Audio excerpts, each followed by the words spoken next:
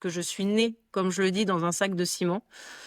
Mon papa était maçon. À 8 ans, j'étais sur les chantiers en tant que véritable manœuvre. À 12 ans, j'étais dans le bureau pour faire déjà tout le classement, l'archivage et les premières factures et j'en suis jamais partie. Et aujourd'hui, c'est vraiment mon cœur d'activité, c'est leur libérer un maximum de temps pour qu'ils puissent voilà, assurer pleinement leur chantier sans se prendre la tête après au bureau avec toute leur paperasse. Bienvenue sur le podcast Flow and Cash Flow. Aujourd'hui, je reçois Coralie. Bonjour Coralie. Bonjour Chloé, merci pour l'invitation. Avec grand plaisir. La première question que je voudrais t'adresser aujourd'hui, c'est quelle est ta grande fierté à peu près récente, que ce soit pro ou perso, qui t'a rendu vraiment fière de toi récemment? Vraiment fière, et ben elle est réellement toute récente. C'est que après un gros down dans mon business, j'ai réussi par approcher 3 entrepreneurs et 3 entrepreneurs avec qui j'ai signé des nouveaux contrats. Ah, super, c'est canon ça. Oui.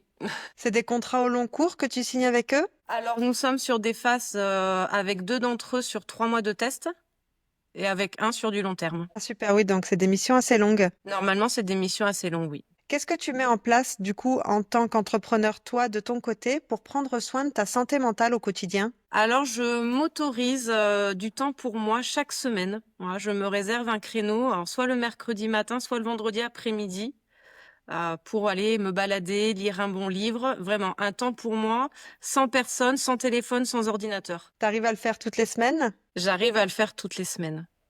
Plus ou Ah, moins bah, long, mais j'essaye au moins de me poser 1 heure tranquille. parfait. Et du coup, ça m'amène à te demander, ça fait longtemps que tu es à ton compte.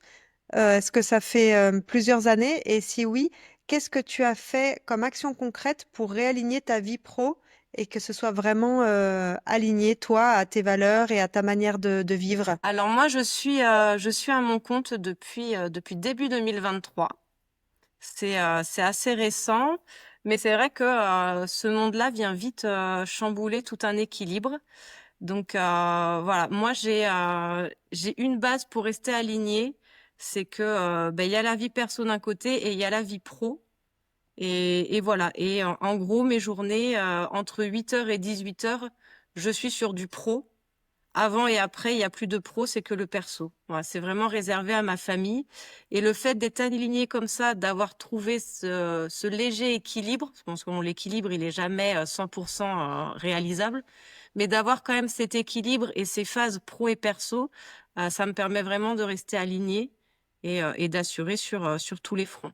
Au moins, tu es hyper focus et hyper présente dans chacun des domaines. C'est ça.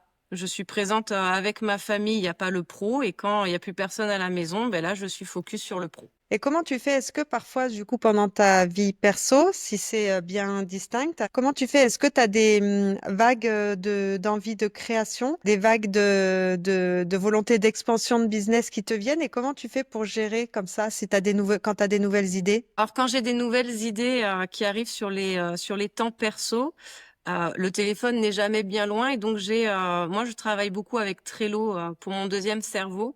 Donc, je me décharge, je lui note dedans tout ce que j'ai, et comme ça, quand je suis sur mes phases pro, ben, je reprends et je ne perds pas mes idées, je peux les mettre en application. Super. Est-ce que tu as une rencontre ou un événement qui a été vraiment game changer pour toi? Pour une rencontre, oui, qui est liée à un événement. Il y a un an maintenant, je me suis lancée dans le réseautage, mais physique. Et j'ai rencontré donc le responsable du Dinabai de mon secteur sur Béziers.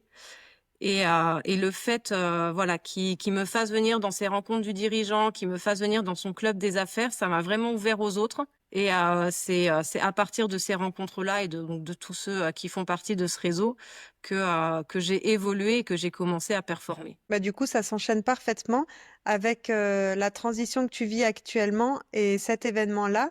Quels sont tes canaux d'acquisition, toi, pour pouvoir magnétiser à toi de nouveaux clients et de nouveaux projets? Quelles actions tu as pu mettre en place? Est-ce que tu mets en place des tunnels de vente dans le digital ou du réseau physique, là, comme tu viens de dire, ou plusieurs à la fois? Alors, on va dire que je suis à 70% sur les réseaux plutôt physiques. Donc, je suis inscrite auprès d'un club des affaires. sur Béziers. Je fais aussi les rencontres du dirigeant une fois par mois. Après, je fais beaucoup d'afterwork aussi dans mon secteur, entre Béziers et Montpellier. Donc ça, c'est là où je me sens finalement maintenant le plus à l'aise. Et c'est ce qui me rapporte le plus de prospects et de clientèle. Après, j'essaye le digital. Alors, je suis le mauvais élève, hein. Je suis pourtant née dans le digital, mais je suis très, très mauvais élève. J'ai toujours pas de tunnel de vente, de système d'acquisition. Par contre, voilà, je fais des posts, je commence à faire des vidéos et voilà, ça commence à attirer. Il y a rien de concret, mais voilà, ça prend petit à petit.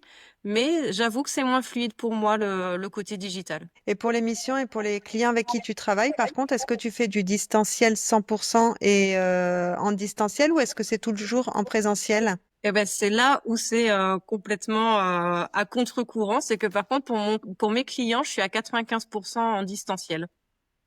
Je travaille quasiment exclusivement de mon bureau. Je les vois quand même tous de temps en temps, au moins une ou deux fois par an, pour les réunions stratégiques, les points importants. Mais sinon, c'est vrai que après, quand je suis dans mes missions en clientèle, je suis chez moi de mon bureau. Et est-ce que tu peux nous expliquer qu'est-ce que c'est ton cœur de métier, quelles sont tes singularités et ta spécificité et du coup, qu'est-ce que tu fais avec ces clients? Alors, mon cœur de métier, c'est l'administratif.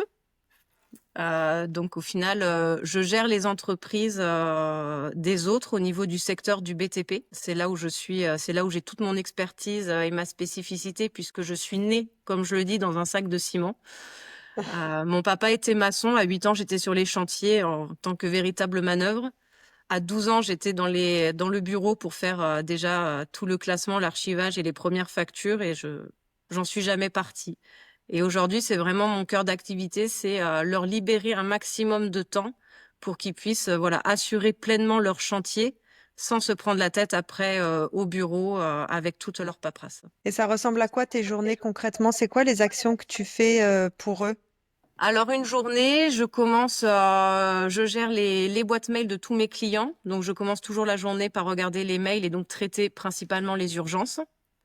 Et après j'enchaîne. Alors c'est pareil, je fonctionne beaucoup, on va dire au feeling. Donc il y a une journée, je vais faire toute la facturation pour tous mes clients, toute la pré-compta pour tous mes clients. Puis il y a d'autres jours, je vais travailler pour un seul client. Voilà, j'aime bien travailler au feeling. Je veux absolument pas m'ennuyer dans mon travail. Je veux pas que ce soit répétitif, donc j'alterne.